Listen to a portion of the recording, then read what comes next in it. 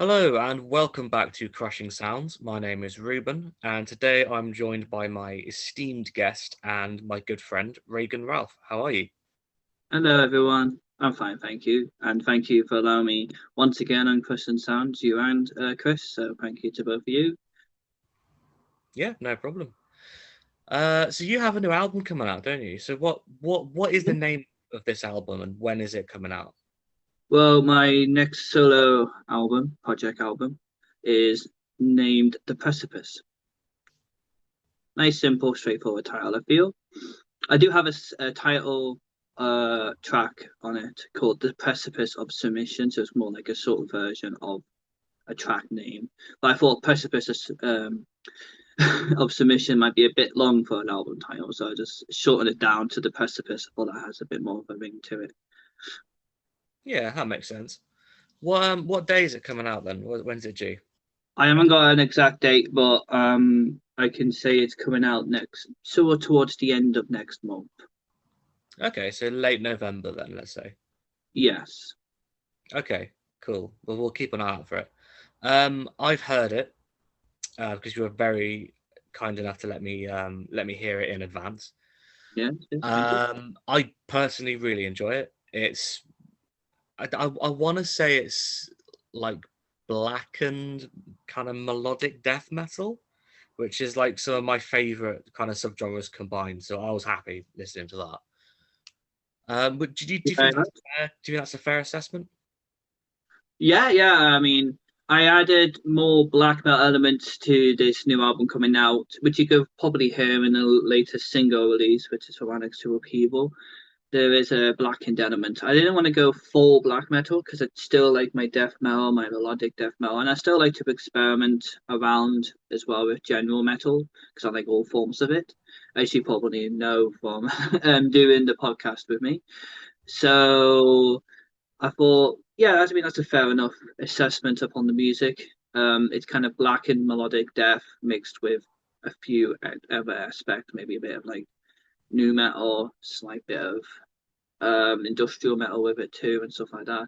Also, some like symphonic and folky stuff going on there occasionally. Yeah, I definitely noticed that.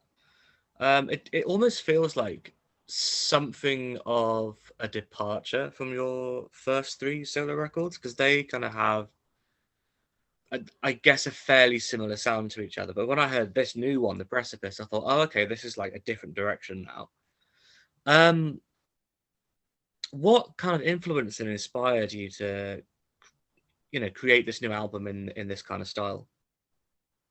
Well, I suppose for me, I thought I want to take what I've already got, and I just want to add a blackened element to it, but then also had a heavy amount of symphonic to it too. Because though I've experimented with symphonic stuff such as my last album Yokai with Chronostasis, I thought I'll add a bit more symphonic to it this time. But at the same time, I wanted to add a blackened element. I can't say exactly where it came from, but I just noticed black metal as a genre has a lot of specific techniques that are allocated to it that creates its own sound and atmosphere that is very different to the rest of the metal genres. So I thought if I just add some of those techniques to the music, it can add a new texture and element to the music and a new direction for the sound to head into, while also sticking to um, not too far away from what I was originally doing at the same time. Yeah, fair enough.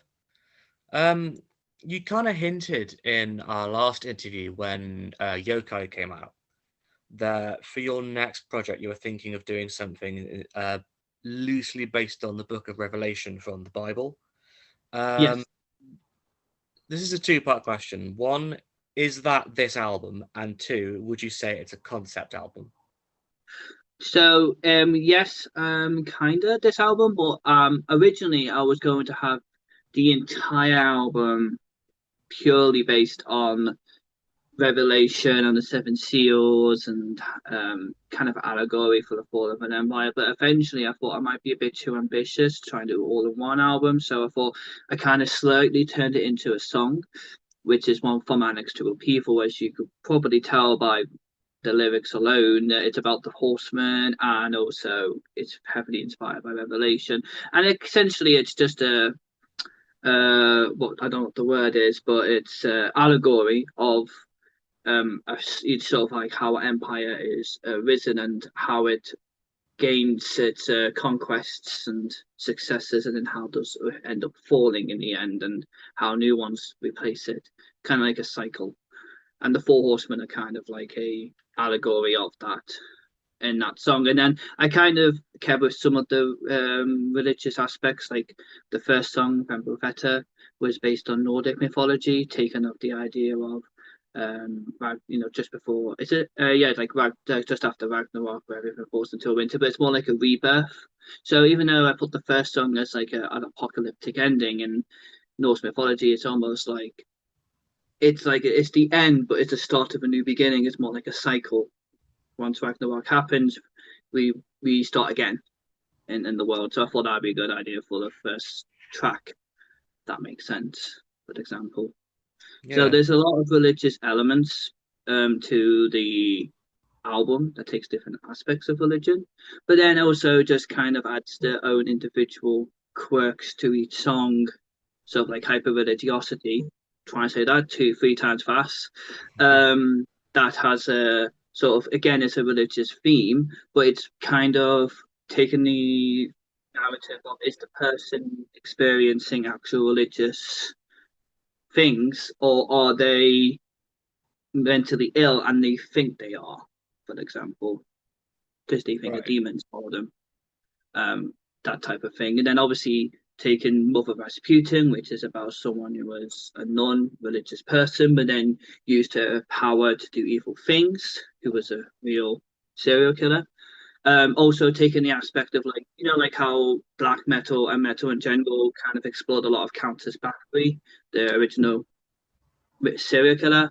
I thought, well, I want to take a similar route, but I didn't want to just do Bathory because I felt it was overdone. So I took my own sort of similar character from history who did similar things and explored her instead.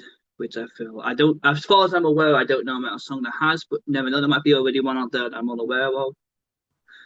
So there is a sort of concept going on, but there's also it's in individual themes inside that concept. Yeah, cool. Yeah, so that I really do like the idea of having like the apocalypse, like the end of the world at the beginning, and then uh, that's when the cycle restarts. I think that's a really interesting idea, and a lot of kind of progressive bands do similar things. Like Pink Mm, Floyd Wall ends with the second half of the outro track, so it just starts straight away, and then the last track on the album is like the first half of the outro, so it kind of starts again. And if you listen really really closely, the very first line on the entire album is a very quiet voice going, "Where we came in," and then at the end you hear someone going, "Isn't this where?" So if you listen to the album back to back, it's like, "Isn't this where we came in?" So it's the listener going, "Isn't this the beginning of the album again?" um yeah. so yeah, that it really does help to make the album. It definitely gives it like replay value, which is something I really really like. um One of the things that I noticed straight away, because it's like the intro of the first track.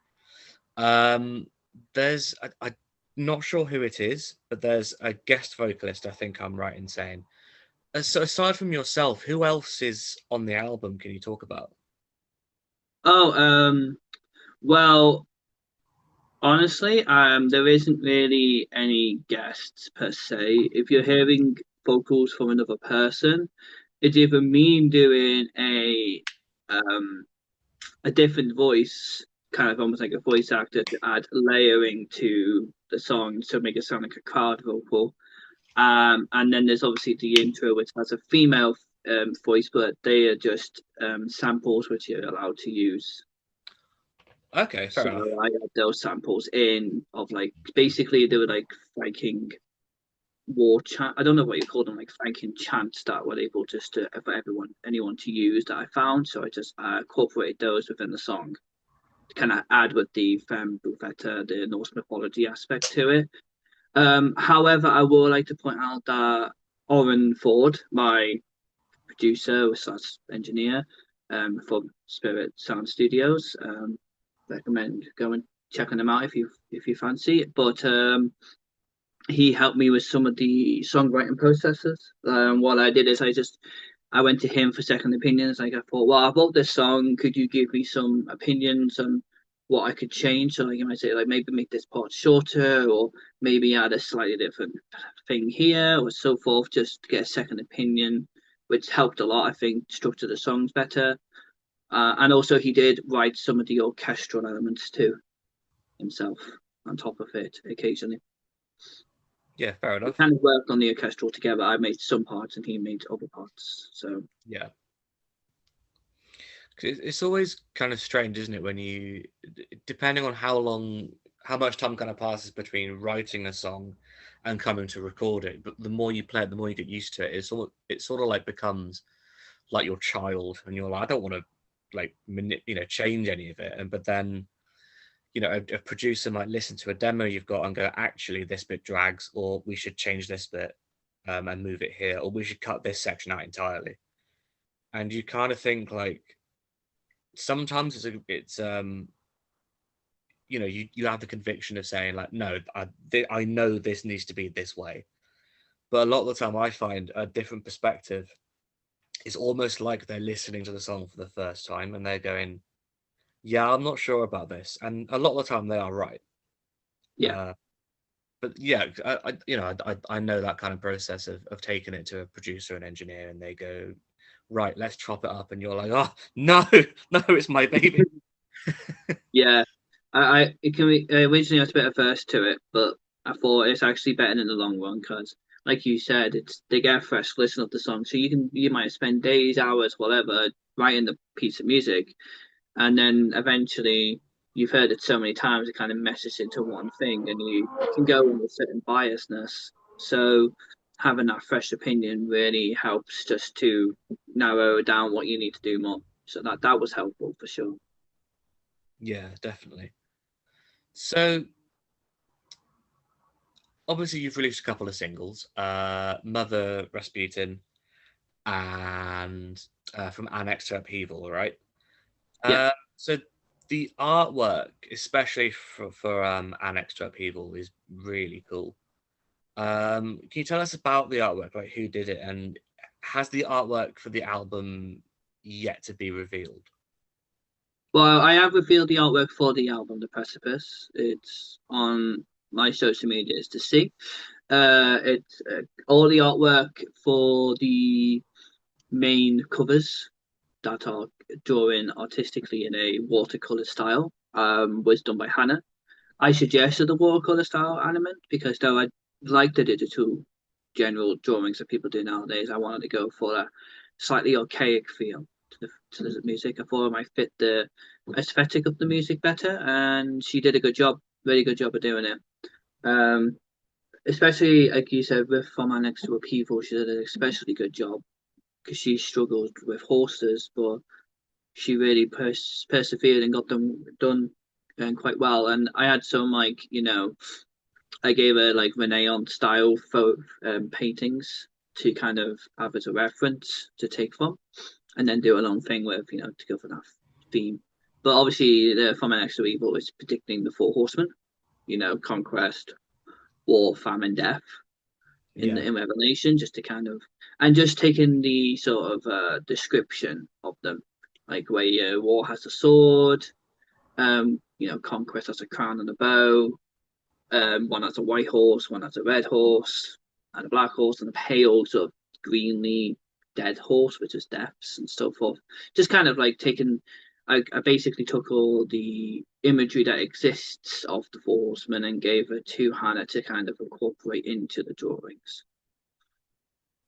yeah. So that's Hannah Rachel Commons, right? Yeah, Um, Hannah Rachel Commons or is Uncommon film Arts. artist. Yeah, Uncommon Arts is her Instagram handle, I'm pretty sure. Yeah, I'm pretty sure it is. Yeah, I so hope so. My memory. yeah, I've worked with her before.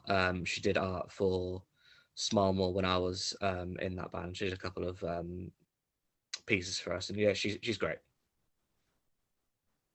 Yeah, definitely. She's great. She's a great girl, and great artist. So definitely Yeah, recommend her. all around She's top. doing one. She's gonna be doing one more piece of art for the third single too, and Oh, cool. then Okay. once that's done, that'll be a final one for the album. Basically, I do have physical editions of the album with the artwork too.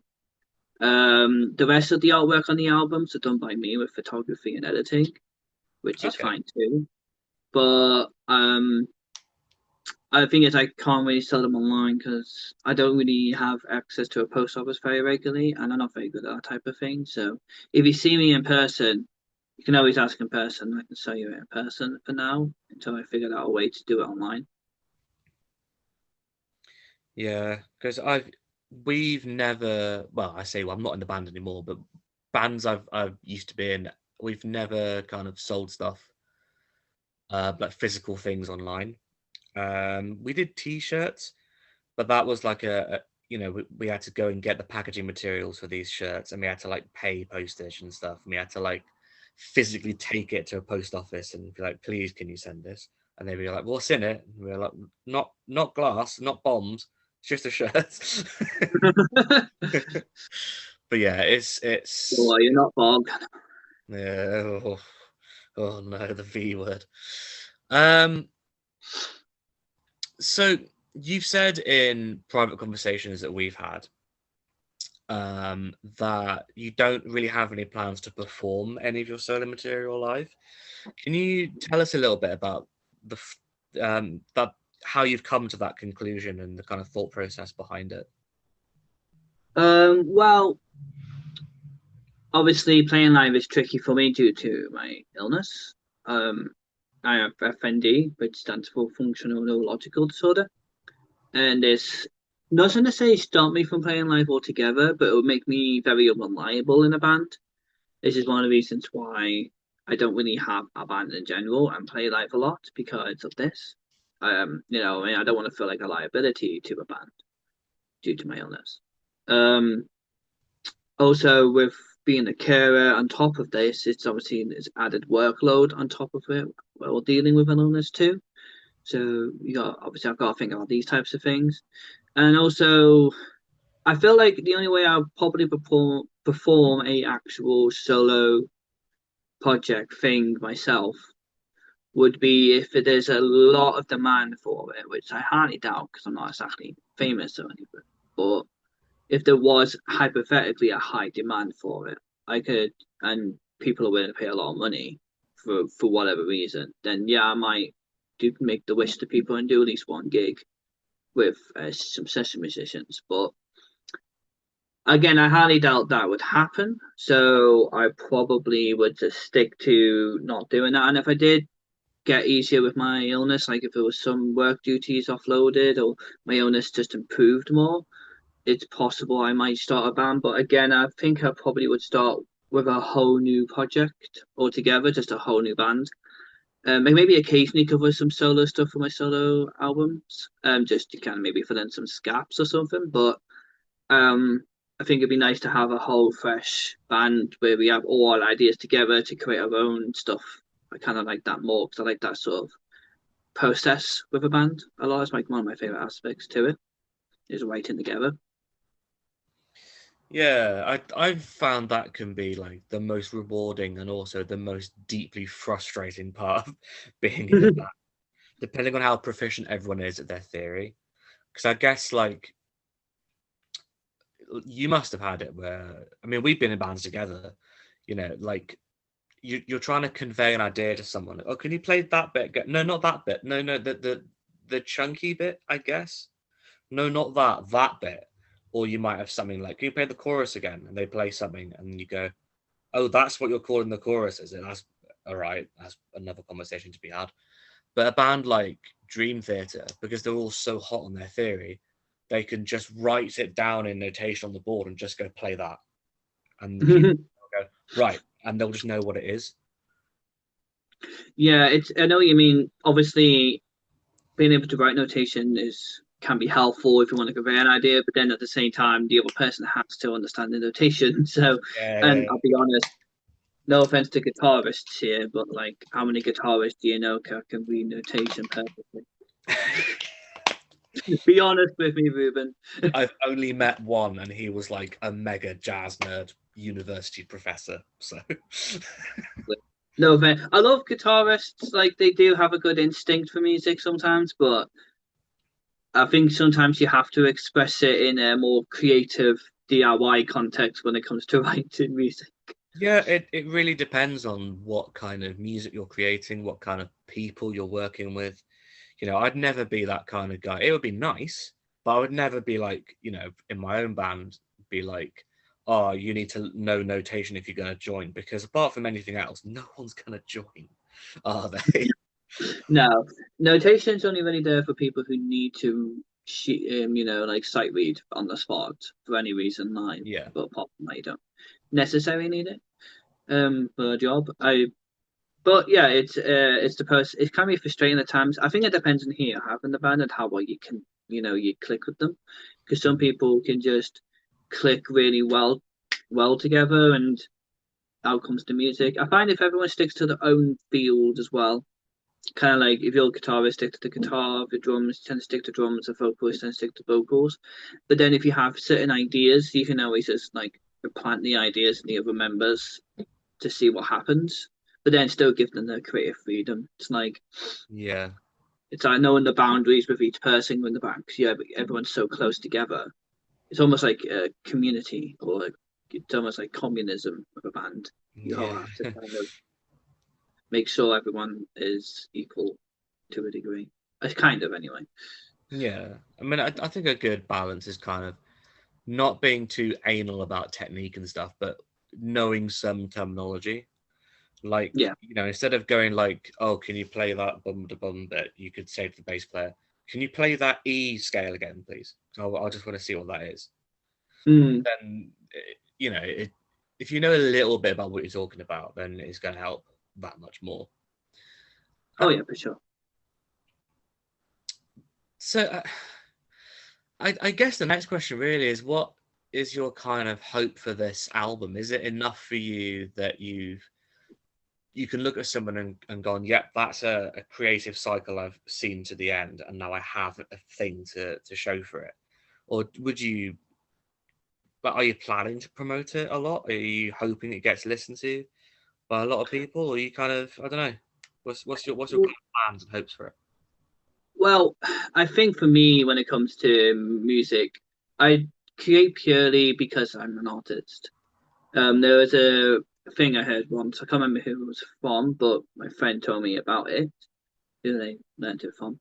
Um, and they said this person was asked if let's say hypothetically you wrote a book, but no one was ever to read it, only you would know of its existence, would you still write it? And a real artist would say yes, almost. And it's kind of the same aspect, I suppose, to me, is I don't create art to sell. I create art because I'm an artist. Whether anyone would listen to the music wouldn't stop me from playing the music, right? Almost like just because no one hears you play guitar in your own room, does that going to stop you from playing guitar? No, because you're the guitarist.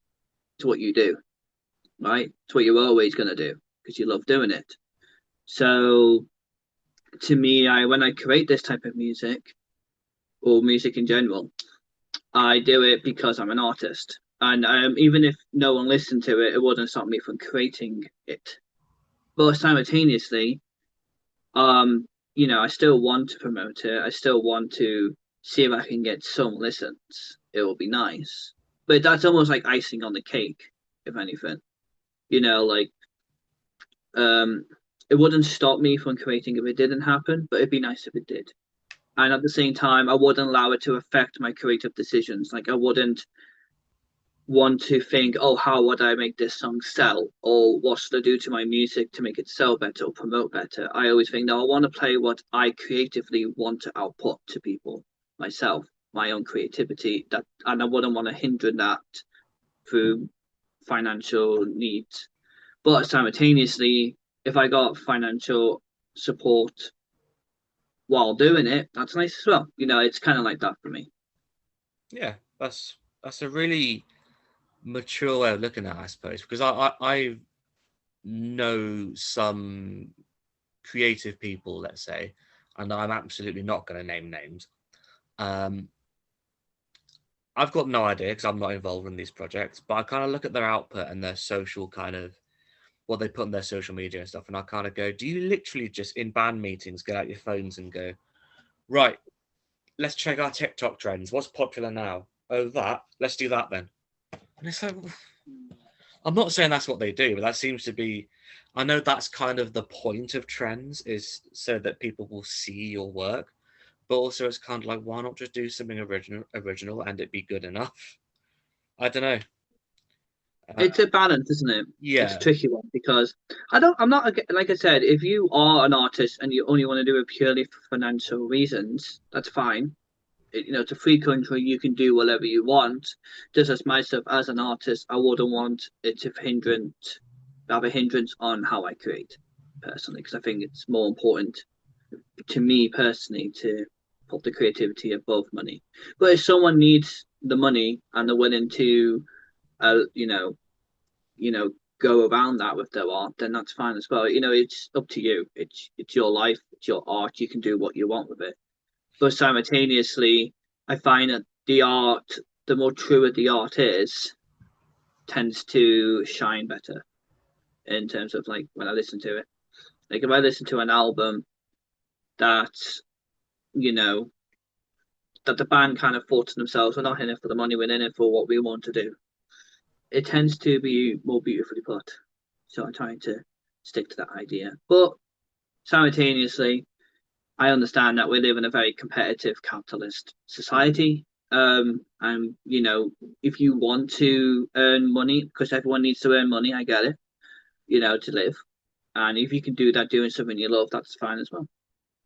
yeah. I mean, that's fair enough. I Mm, think a good kind of way to look at it is if you have a following, understand that they got into you for a reason. Like like with the new Deicide album, right, that came out this year. Yeah, it sounds like Deicide, but that's kind of like as a Deicide fan, would you want anything different? Probably not. yeah. At the same time, I wouldn't argue they're doing it for monetary value because you're never going to hear like I don't know someone on Radio Two going, and this is your Sunday drive. Up next, we're kicking off the morning with "Kill the Christian." Like that would never happen. Well, you never know. You never know. But probably not, no. But yeah, Probably not. obviously your fans do have a influence on how your music is perceived. And obviously, and anyone who does listen to me, by any chance, whoever you are, wherever you are, obviously I would thank you so much for listening to me, and I'll always keep my fans, if I did, I have any, in consideration when we play music. Like I wouldn't want to feel. I don't like when bands sometimes like to sort of isolate the fan base, just because they don't want to create something. Does that make sense? I Yeah, think I feel a bit sad for their perspective. I think it's a difference between being able to do what you want to do, but simultaneously not isolating the people who follow you. There's a balance with that for me. I suppose it's like thinking of massive legacy bands like Linkin Park, right, have recently come back, and the real big thing is for me as well. I thought I don't have a problem with them doing new music. I don't have a problem with them having a woman as a singer because I'm not a cunt. Um, all I'm going to say is she's got some massive shoes to fill because whether or not you are like the truest of cult black metal purists who live in a log cabin on a mountain in Norway, or you're like, someone down the road who likes Slipknot. Chester Bennington was an amazing vocalist. Like he just Oh was. yeah.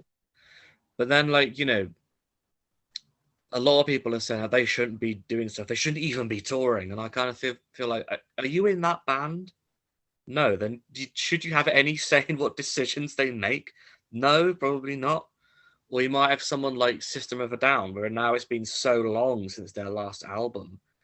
I almost feel like they're like, we don't want to do anything else because whatever we do, it will never match the hype. I think Tool barely got away with it with their last album because that was massively anticipated, 13 years. And in general, I think most people have kind of looked back on that one and gone, yeah, it's good. It's a pretty Hmm, cool album. It's a pretty good fucking milkshake, you know? nice. Yeah, I see what you mean. So if there's not really anything else you want to discuss about this new project, well, actually, that's a good point. Have you got anything else going on at the moment? Any other projects you're working on? Any other creative outlets you have going on? Well, obviously the other one to mention would be my friend Jasmine Wood. She's doing her own solo project. She's making an EP, and I've um been, honorably selected to do the guitar and bass for her, and also helped with transposing a lot of the guitar and bass for her. So her EP, I don't know when it's been released or anything, but she's making one called Rebirth, which will be her first release as a solo artist. And so I did just watching out for that because it's really, really good. She's an extremely good drummer and surprisingly good vocalist. So I definitely, I'll be looking out for that. And the guitar and bass would be me. Because Jasmine struggles with guitar and bass, she basically wrote most of it through MIDI, and I was under the job of transposing the MIDI onto guitar and maybe adding a little bit extra here and there just to kind of, you know, because when it always like when it's transposing an instrument, like when it comes from Yeah. MIDI onto an actual guitar, it can change a little bit, like to fit better. So that was nice, and then obviously I did some screaming vocals on here and there just for the backing as well on top of it. So look out for that because she's done a really good job with that. Yeah, definitely. I always find this interesting with working for MIDI stuff and trying to transpose it to an instrument, especially as a drummer. You can Mm. tell when someone's written a drum part and they don't play drums themselves because they're like, why can't you hit the hi hat with your left foot, the kick drum with your right foot, and the left kick drum at the same time? And you're like, because I don't have 3 feet. Yeah, I don't that's know one what to thing. tell you.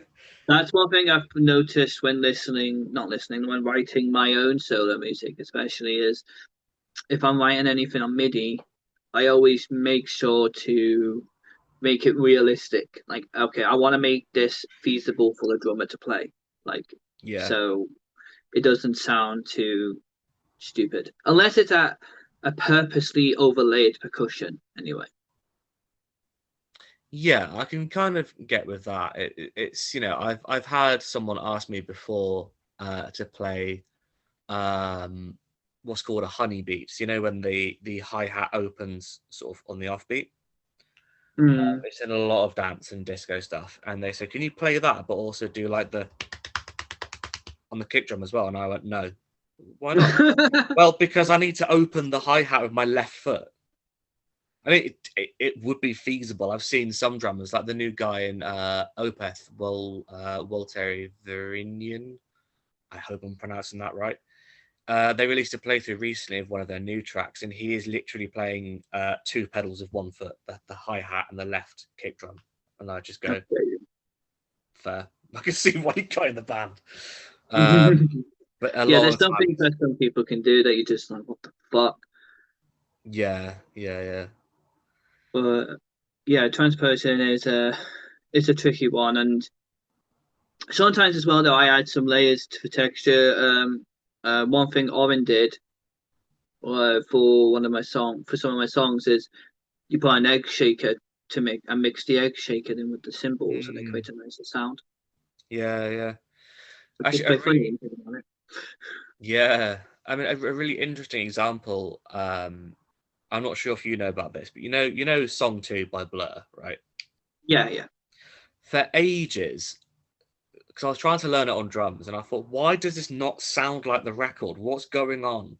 And there's Oh, I literally, know about this. yeah, there's two people playing the same drum kit, and I'm like, oh, that's why I don't have four arms. Yeah, It's it's a tricky one.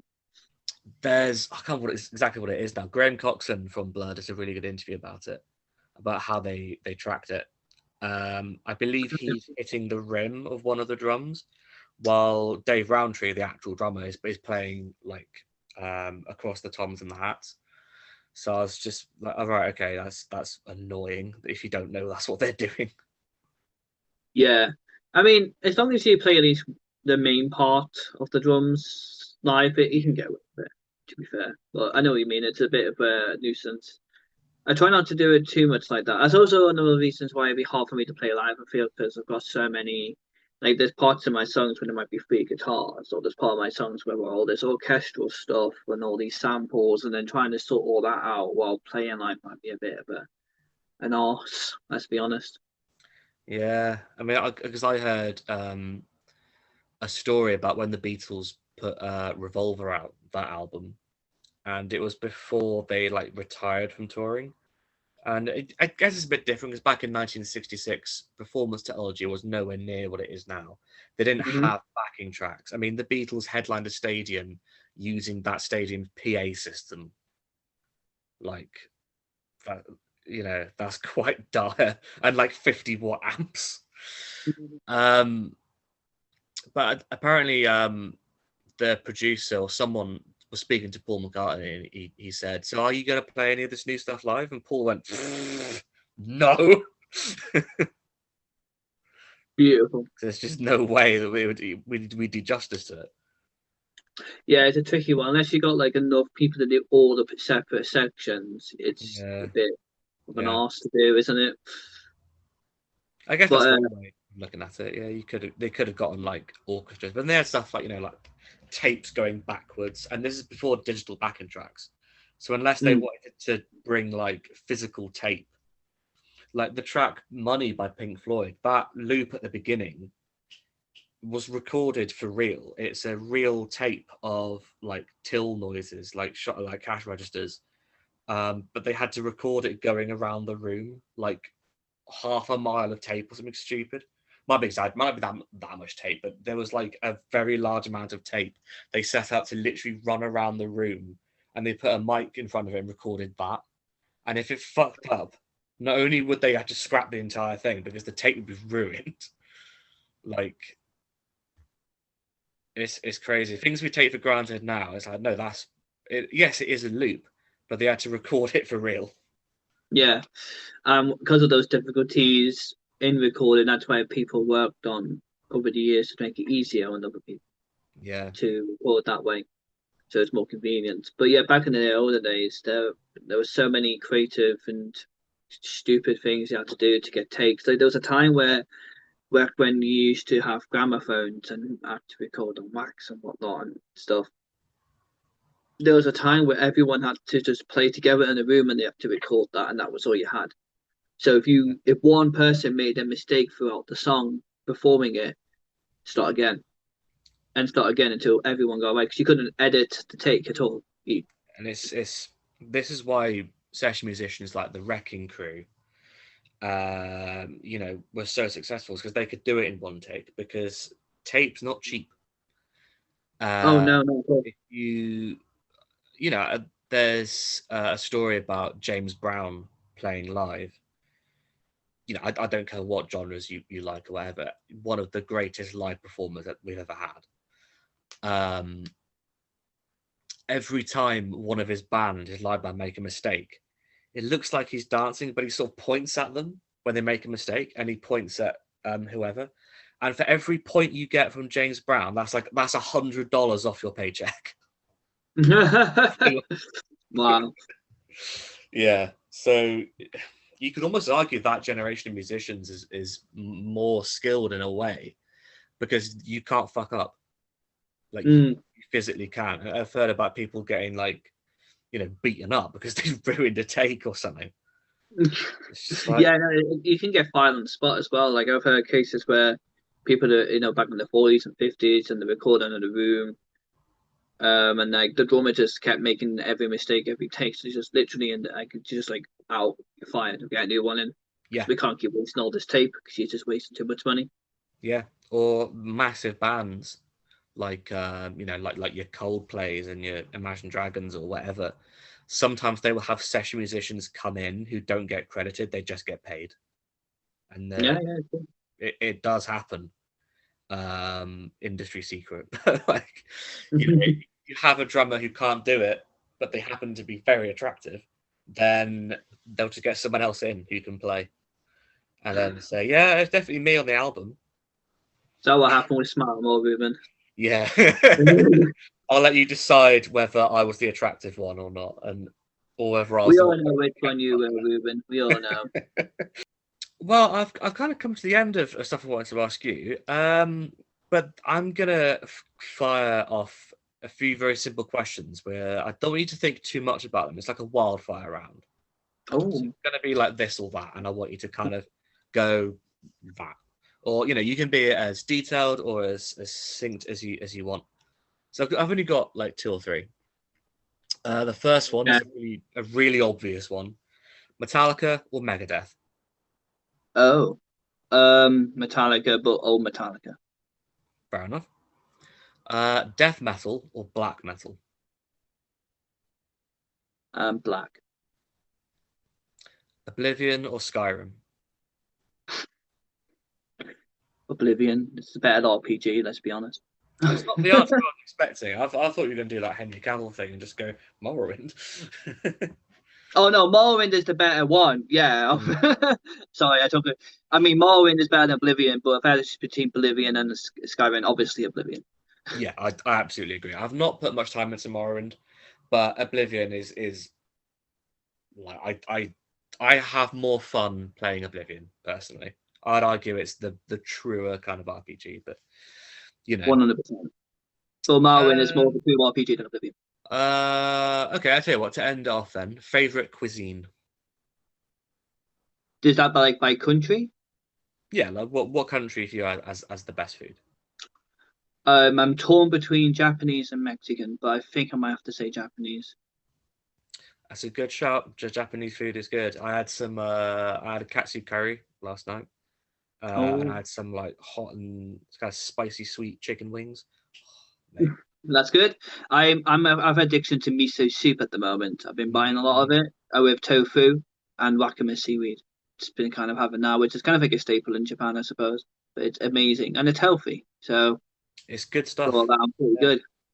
I think that's what makes these types of foods, like Japanese cuisine, sometimes better than other cuisines, is that the sort of easy, accessible, cheaper foods are still relatively quite healthy and are very nice in in taste wise. So you kind of naturally, I can see why some cultures like that are naturally more healthier. Yeah, it's interesting that. Mm, And then you've got me who's just like, yes, burgers and beer. yeah, burgers and beef. The I mean, don't perfect, get me wrong, everyone has to. perfect diet. If you, anything's good in moderation, I believe, no matter what Yeah. you eat. But as long as you keep everything in moderation, you're healthy anyway. But you know, I think for me, the best way you can judge a cuisine or a culture in general is how what the poor people eat, what the majority of the poor eat, Yeah. or Yeah. working class eat, rather than what the elite eat. Let's say, it's the best way to judge a cuisine of a culture. Yeah, that's a really good point, actually. I was thinking about that the other day, thinking like, what is, you know, thinking what is an English heritage? What's our culture? And I think it's not. When people think of England, one of the first things you think of is like London. Double decker buses, the London cab, a Yeah, black cab, Big Ben. But you kind of feel like it reminds me of something someone said where they went, "London is the least British city in Britain," and I thought you're not wrong. I mean, yeah.